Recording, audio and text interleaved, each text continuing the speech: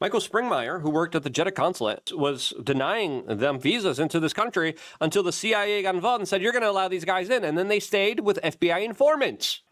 What a coinkydink. As a lot of people say, there's a lot more questions than answers still regarding 9/11. And I absolutely agree with them. And the rest of us, very much me included, nodded our heads and are like, yeah, they're bad. They're Muslim terrorists. Now, I think a lot of them were bad, and they were Muslim terrorists. On the other hand, if your government is allowed to torture people and lock them up indefinitely without charging them, how long before they do that to you?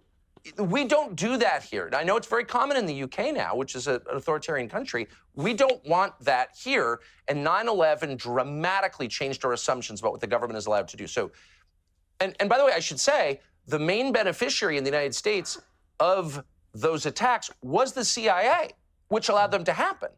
So the CIA budget became, more than doubled. Of course, we're not allowed to know what the CIA budget is, even in government. Yep, which is crazy. And then he released the trailer here.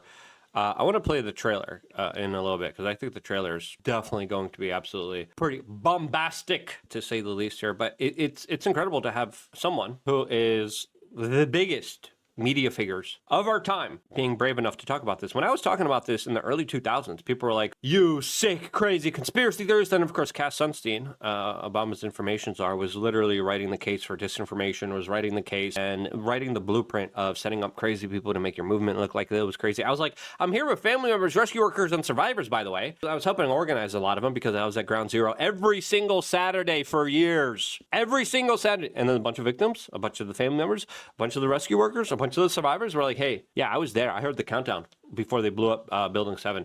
Yeah, I was there. And I saw explosions in the basements when the towers were still up. Yeah, I was there. I saw explosions clearly in the basements. Boom, boom, boom, boom, boom. In the basements. In the basements. Before towers came down, people died in the basements. Huge explosions. That deserves to be talked about. Why isn't it? That's another issue.